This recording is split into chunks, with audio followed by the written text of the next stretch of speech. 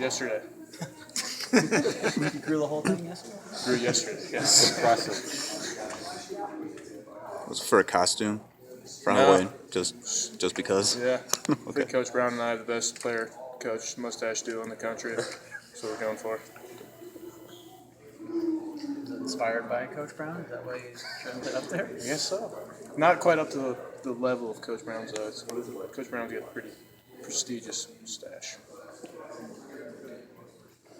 So what was the film room like when you guys went and put in the tape? Obviously there was some missed tackles, some assignments there on Saturday. Yeah. No, I think there were 8 really bad plays that we looked at multiple times and we got to fix, and we know we can't put that on tape. But they're plays to learn from and make sure that they don't show up again. Was there some ownership? Like you guys have talked about that in the past, where guys were like, all right, that's my bad, and you guys call each other out? How did that go? Yeah, I mean, everyone's accountable. You gotta be accountable for your mistakes, and this late in the season, you gotta go back to the fundamentals and kind of revamp the things that you may lose during a long season like this. Was it emotional? Were guys getting a little heated? I mean, how Yeah, set the scene for us, Yeah, I mean, it's football. Nothing's personal. So we've been in positions like that before. You gotta learn from your mistakes and come back and practice harder, practice better, and make sure they don't show up again. You said there were about eight bad plays. Was there a theme in any of those of why? Yeah, we didn't tackle well. We didn't tackle well at all. And that's kind of the point of emphasis this week is get back to tackling the way we have all season. And this week that's going to be a big for us. And when the tackling goes in the fourth quarter like that, was that like a focus, or was that you guys were just trying to get out of there? I mean, is there anything to pinpoint on that? I mean, maybe a combination of things, but we take a lot of pride in it. So we're not happy about it, and we're not going to let it happen again. What do you do during the week to work on that? I think going back, to the drills that you may do in camp that, like I said, during this long season that you may not do as much, and I think that's big, going back to fundamentals. Ben, not many, maybe just a couple running backs this season have had any type of success against you guys. What was kind of the particular issue with LJ, other than him just being a good back? I mean, was there anything specific that you guys weren't able to counter him with?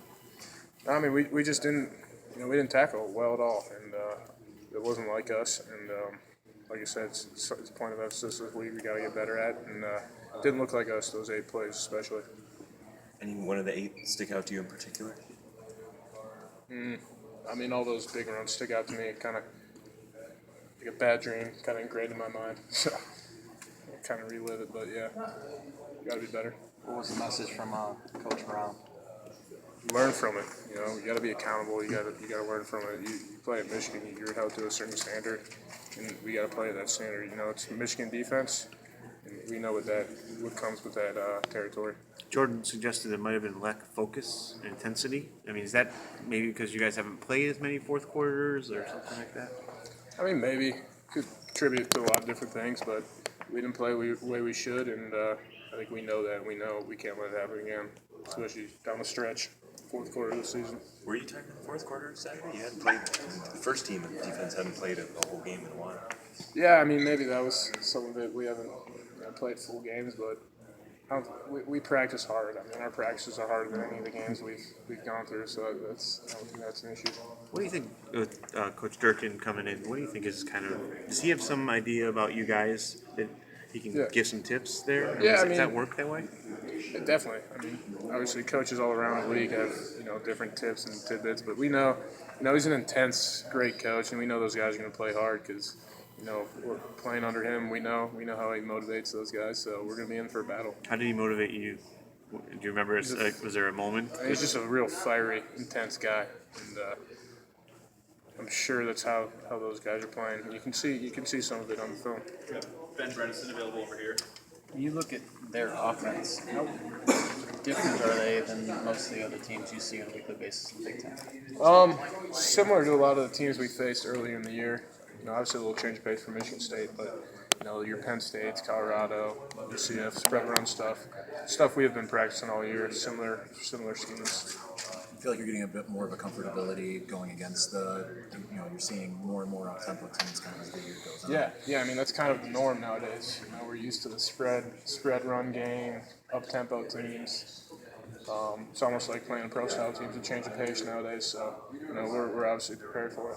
Who does that on the scout for you guys on the scout team? Who simulates a running quarterback?